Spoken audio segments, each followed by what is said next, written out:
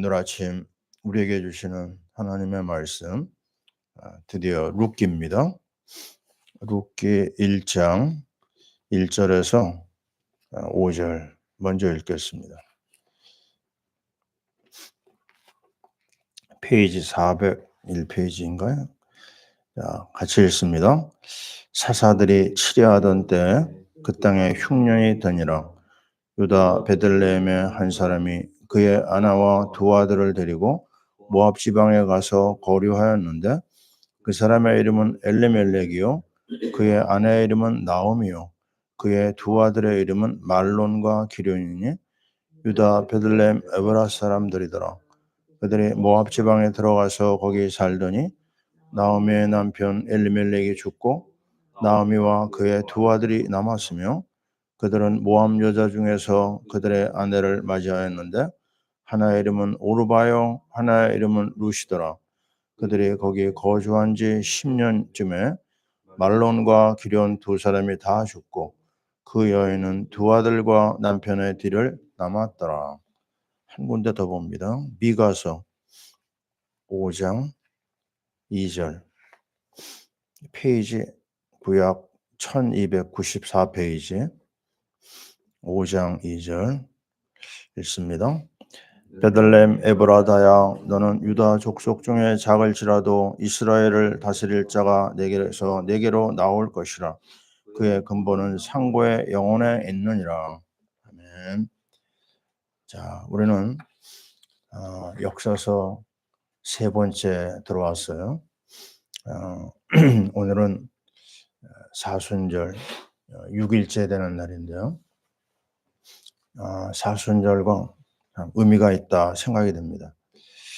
왜냐면요, 우리는 역사서 제일 앞에 나와 있는 여호수아 그리고 그 다음 책이 사사기거든요. 이 두 권의 책을 하나님이 왜 주셨을까 보면은요, 역사는 우리에게 과거를 돌아보면서 현재를 우리가 알아야 되고 미래까지 내다볼 수가 있습니다. 그래서 역사를 잃은 민족은 반드시 망한다 이런 말이 남아 있거든요. 역사를 놓치면은 정말 어리석은 백성이 됩니다. 그래서 끊임없이 우리는 역사 교육을 우리 스스로 해야 되고 우리 후대들에게 역사 이야기를 전달해 줘야 됩니다. 역사는 뭐냐? 우리 아들이 미국에서 역사 공부를 했거든요. 그래서 내가 물어봤습니다. 역사가 뭐냐 물어보니까 하나님이 함께하면 흥했고 하나님하고 멀어지면 망한다. 그렇게 간단하게 얘기하는 걸 제가 들었거든요. 맞다고 봅니다. 역사 속에서 하나님이 있느냐, 하나님이 없느냐, 이걸 우리가 찾아야 되거든요. 근데 이 분명한 두 가지의 역사의 흐름을 가장 잘 설명해 주는 책이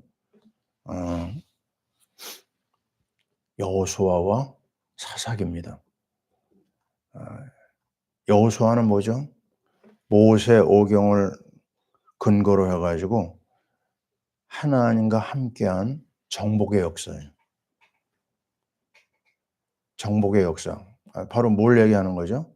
하나님이 주시는 힘을 가지고 현장을 정복한 겁니다. 그러니까 정복하니까 거기에는 감사가 있고 감격이 있고 기쁨이 있는 거예요. 그래서 우리가 여호수아서를 자꾸 보는 이유가 있습니다. 현장 정복을 위해서. 근데 이게요, 딱 여호수아가 마무리가 되고 새로운 시대가 열리는데 바로 이 사사기의 역사는 분열과 실패와 좌절과 그리고 저주 재앙이 꽉 차 있어요. 너무 복잡합니다. 사사기 읽어본 사람 알잖아요. 굉장히 복잡하고 침략당하고 정복이 아닙니다. 침략을 당해. 그리고 결정적인 한마디가 뭐냐면 룻기 바로 전에 사사기 21장 25절에 보면 이렇게 말이 나옵니다. 결론입니다. 21장 25절. 그때 이스라엘에 왕이 없으므로 사람이 각기 자기의 소견에 옳은 대로 행하였더라. 이 왕이 뭐죠? 만왕의 왕 그리스도를 말합니다. 만주의 주, 만군의 여호와 하나님을 말합니다. 하나님을 모시지 않잖아요. 만왕의 왕 예수님을 모시지 않잖아요. 그다음은 절망입니다. 실패와 재앙과 아주 비참한 역사가 시작이 되는 거예요. 딱 두 권을 우리는 보면서 그걸 빨리 발견해야 됩니다. 아, 말씀 따라가면 여호수아요. 말씀을 놓치면 사사기구나.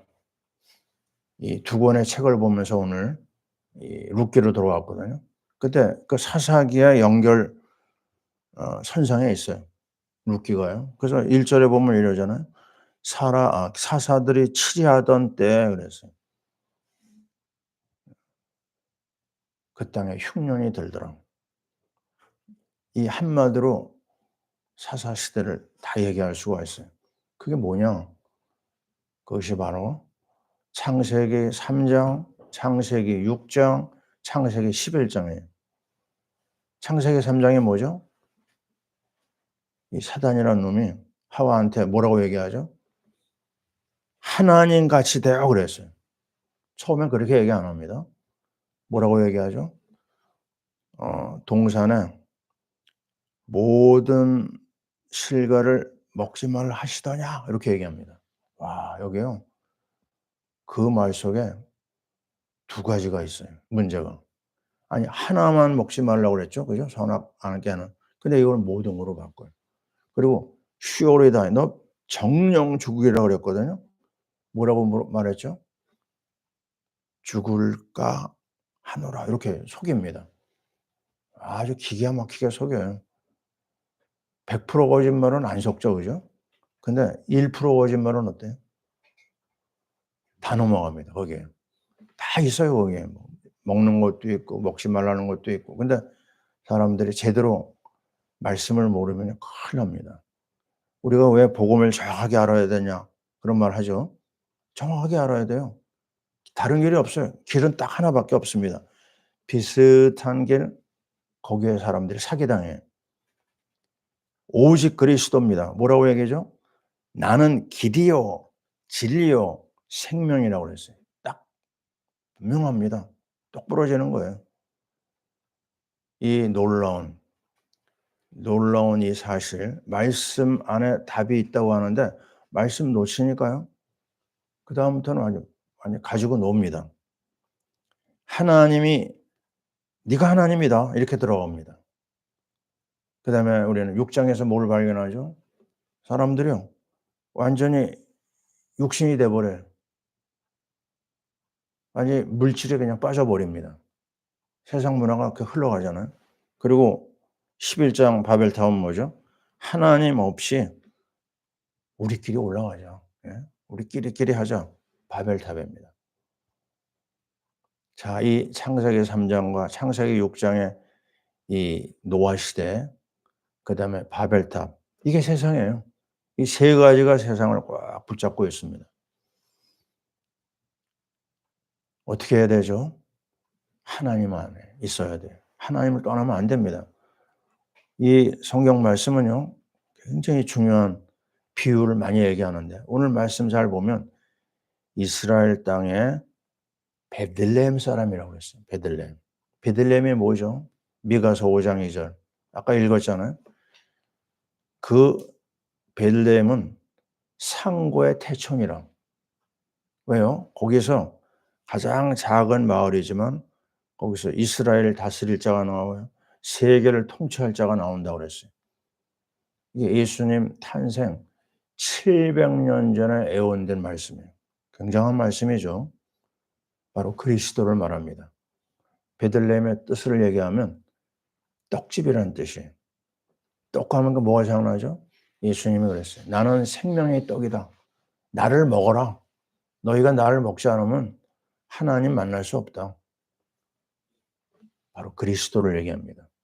하나님을 말합니다. 하나님 안에 있고 그리스도 안에 있는 사람이 하나님의 백성이거든요.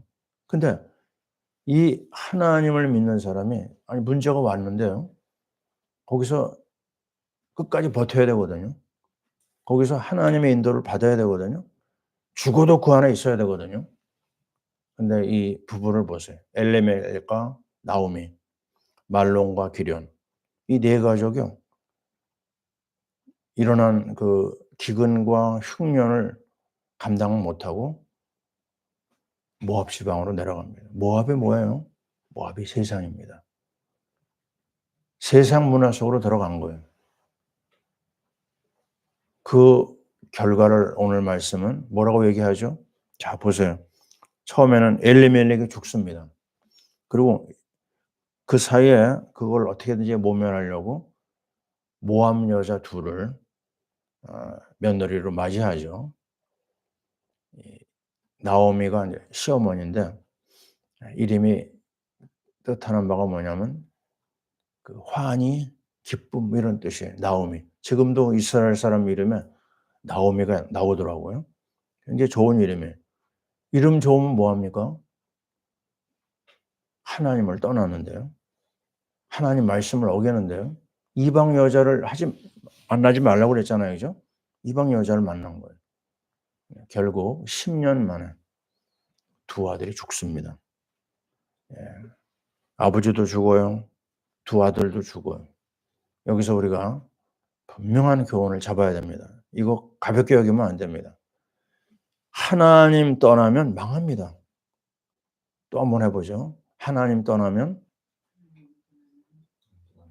국물도 없다. 이거는 아주 만고의 진리입니다. 이 분명하면서도 확실한 이 진리를 놓치는 날에는요, 개인도 가정도 나라도 없어요. 다 끝장나는 겁니다. 하나님 만나는 게 전부입니다. 그거보다 더 완벽한 축복은 없어요. 이 놀라운 비밀을 우습게 여기고 사는 사람 너무나 많아요. 하나님을 가볍게 여기고 하나님을 무시하고 하나님을 멀리하고 그러한 개인과 가정과 나라는 반드시 망합니다. 이 사실을 우리는 잊어버리면 안 돼요. 그렇게 잘 나가던 일본 보세요. 일본 사람들은 우리나라에 오는 거 아십니까? 일본 여자들 우리나라에 와서 일하는 거 아십니까? 견디질 못해요. 아니 평균 월급이 200만 원도 안 된다고 그래요. 지금 이렇게 저렇게 다 빼고 나면 일본 사람들이 지금 견디지 못한다고 그래요. 먹을 게 없어 가지고. 이거는 아주 기절할 만한 소식입니다. 우리가 얼마나 일본을 부러워했어요. 근데 그 나라가 지금 흉년이에요, 흉년. 여기 나오잖아요. 사사들이 치리하던 때 그 땅에 흉년이 들더라. 틀림없습니다. 하나님을 떠나면 다 망하는 거예요. 종교 생활이요? 다 망합니다. 타 종교를 따라도 망하지만 예수의 이름으로 보인다고 하는 종교 생활 다 망합니다. 카톨릭 하면 제일 먼저 떠오르는 말이 뭔지 아세요? 가난입니다. 저 남미 몽땅 잘 사는 나라였는데요. 지금 아주 가난에 허덕이에요. 베네수엘라 최고로 가난해서 견디지 못한다고 그래요. 이거 다 뭘 얘기하죠? 정확한 그리스도, 정확한 하나님의 그 은혜를 놓치는 날에는 아무 소망이 없습니다. 오늘 말씀 5절에 얘기하잖아요. 두 아들이 죽었고 이제 남편도 죽고 여자 셋만 남았어요. 자, 우리는 이 분명한 역사적인 사실을 또 한번 확인합니다. 그래서 또 얘기하는 것은 하나님의 그 놀라운 비밀, 가나안 언약입니다. 가나안 언약이 뭐죠? 아브라함과 이삭과 야곱과 요셉이 붙잡은 그리스도의 언약을 말해요. 우상 숭배로 무너져 버린 아브라함 가문. 하나님이 아브라함에게 뭐라고 그랬죠? 내가 내게 지시할 땅으로 가라 그랬어요. 그 땅이 가나안 땅. 그 땅이 왜요? 메시아가 오실 땅입니다. 구약의 이스라엘 땅만 바라봐도요, 하나님의 구원이 임합니다. 다니엘이 바벨론의 포로로 끌려가는데요. 그가 뭘 했죠? 하루에 3번씩 예루살렘을 향하여 창을 열어 놓고 기도했다고 그랬어요. 사람들은 '아 고향이 그리웠나 보다.' 아닙니다. 그 이스라엘 가나안 땅을 바라보는 메시아 신앙이 있었던 거예요. 그 땅을 바라보고 그는 기도했어요. 그래서 거기서 구원이 임한 겁니다. 바로 아브라함이 그 가나안 땅을 중심으로 하나님의 은혜가 임하는데, 역시 문제는 많이 있거든요. 믿음 안에 들어왔다고 해서 금방 해결되는 건 아니거든요. 시간이 필요하고 치유해야 될 시간이 또 있어야 되거든요. 근데 견디지 못하는 거예요. 기근이 일어나니까 하나님에게 물어보지도 않고 냅다 그냥 애굽으로 도망갔잖아요, 아브라함이. 그 결과가 딱 나옵니다. 뭐라고요? 창세기 말씀에 바로 왕이 아브라함한테 한 말 우리 잊어버리면 안 돼요. "왜 네가 우리한테 와서 재앙을 뿌리느냐." 복의 근원이요, 재앙의 근원이 됐어요. 언제요? 하나님 떠나고 말씀 떠나는 날에는 그런 비극이 옵니다. 이 놀라운 한 가지 사실, 가나안 언약, 이걸 누가 붙잡느냐? 이삭이도 이걸 붙잡았어요. 참 감사하죠. 똑같이 기근이 찾아왔어요. 하나님 자녀에게 문제가 없는 게 아니잖아요. 문제가 옵니다. 이삭이도 또 기근을 만났어요. 근데 부전자전이라고 아버지를 따라서 또 애굽으로 도망가려고 그랬어요. 하나님이 그때 말씀하시죠. "떠나지 마라. 이 땅에 머물라." 그랬습니다. 정말 그 말을 그대로 듣고 이삭이가 가나안을 떠나지 않아요. 그래서 하나님 뭘 주셨죠? 백배 복을 주시고 샘 근원을 주시고 르호봇이라고 하는 어마어마한 하나님의 축복이 그때 임합니다. 잘한 것 없어요. 가나안 언약 그거 붙잡았기 때문에 일어난 이야기입니다. 그러면 야곱과 요셉은 어땠죠? 똑같습니다. 야곱이 그 가족이 애굽에 갔을 때, 그리고 그의 인생의 마무리가 됐을 때 남긴 유언이 뭐죠? "내 해골을 메고 가나안에 가라." 똑같은 유언을 요셉에도 남깁니다. 그래 가지고 그가요, 그들의 해골을 그 후손들이 이고 가나안에 묻게 되는 거죠. 아주 사무친 게 뭐냐? 가나안입니다. 우리가 어느 정도 그리스도에 미쳐야 돼요? 오직이어야 됩니다. 오직. 오직 아니면 안 돼요. 지금 코로나 이후에 지금 교회들이 정신을 못 차려요. 수많은 교회가 문을 닫고 있고요. 수많은 목회자가 길거리에서 정말 알바를 하고 있어요. 참 이거는 너무 안타까운 이야기입니다. 제가 정말 러시아에서 핀란드 목회자들을 많이 만났어요. 또 핀란드에 들어가서도 만났어요. 그게 무슨 말이냐? 아니 잘 사는 그 핀란드 사람들이요,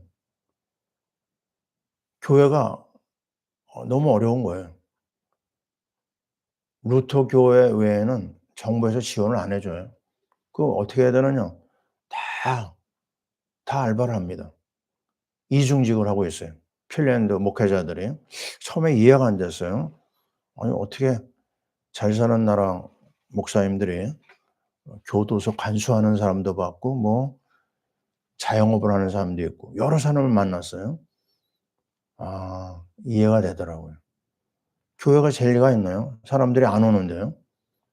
그냥 10명도 안 되는 교인들을 데리고 그냥 간신히 버티는 겁니다. 알바를 하지 않으면 안 되는. 그게 그래도 믿음이 있다고 하는 나라가 그 모양인 걸 봤어요. 유럽이 다 그래서 미전도 정족입니다. 우리가 이 흉년이 드는 이때 교회도 흉년이 들고 나라도 흉년이 들고 가정도 흉년이 들고 전 세계를 이 기근과 재앙이 덮치고 있어요. 하나님이 다 흔들어 놓습니다. 하나님을 떠나니까. 길은 뭐죠? 돌아가야 됩니다. 베들레헴으로 돌아가자. 가나안으로 돌아가자. 하나님으로 돌아가자. Back to the Bible. 성경으로 돌아가자. 그래서 오늘 말씀 뒷부분에 보면요. 다 잃어버리고 나서 누가요? 나오미가 결론을 내립니다. 돌아가야 되겠다. 거기에는 먹을 것이 있다고 하더라. 딱 나오잖아요. 그죠? 그 6절에 보면 나옵니다. 그 여인이 모압 지방에서 여호와께서 자기 백성을 돌보시사 그들에게 양식을 주셨다함을 듣고 모압 지방에서 떠날 결심을 내립니다. 돌아가야 돼요. 하나님께. 사람이 해줄 것이 없습니다. 우리는 하나님의 은혜 아니면 살 길이 없어요. 오늘 우리는 아주 간단한 진리. 하나님을 떠나면 망하고 하나님 안에 머물면 산다. 아멘. 이 분명한 사실을 가지고 우리가 사순절 어떻게 보내야 되느냐? 한 가지입니다. 하나님 앞에 인정받자. 하나님이 기뻐하는 복음 안에 들어가자. 복음을 누리기 위해서 우리가 해야 될 것이 있다면 육신의 생활 내려놓고 영적 생활에 집중하자. 따라해 봅시다. 영적 생활에 집중하자. 두 번째 배울 우리의 교훈은요. 이 아비멜렉 가정은 성령 인도를 몰랐어요. 어떻게 하면 하나님이 기뻐하는 걸 몰랐어요. 성령 인도 받아야 됩니다. 말씀과 기도를 통해서 하나님의 인도를 매 시간 따라가야 되겠어요. 하나님의 은혜가 여러분과 함께할 줄 믿습니다. 아멘. 기도합니다.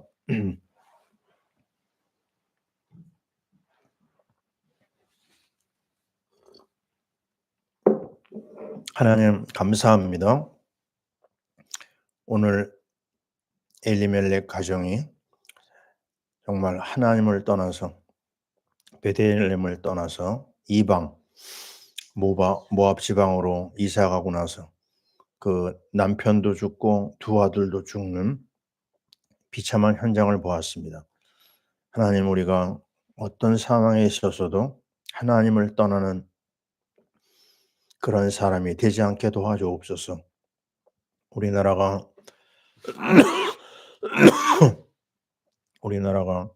하나님이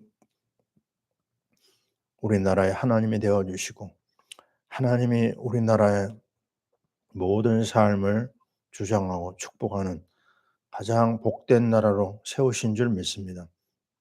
하나님, 대통령이야 모든 백성들이 하나님 앞에 서게 하시고 하나님의 말씀 앞에 인도받게 하여 주옵소서. 하나님 아버지, 우리 파라 미션교회 성도들이 이 사순절 기간 정말 하나님 바라보고 영적 생활을 감당하며 하나님이 기뻐하는 말씀 속으로 들어가고 성령 인도에 우리가 집중하도록 도와주옵소서. 사랑하는 선교사님들 현장에도 같은 은혜가 임하게 도와주옵소서.